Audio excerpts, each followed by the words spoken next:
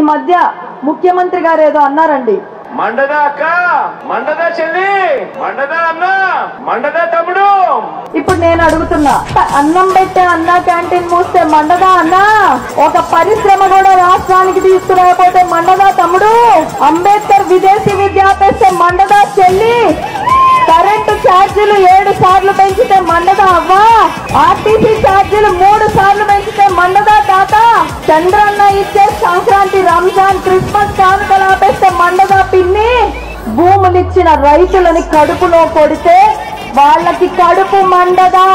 అన్నపూర్ణగా వెలసిల్లిన ఆంధ్రప్రదేశ్ కి రాజధాని కూడా లేకుండా చేస్తే ఆంధ్రులకి మండదా,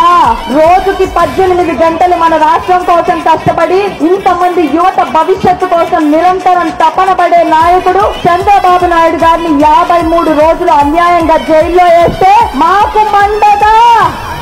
అని సభాముఖంగా అడుగుతున్నా.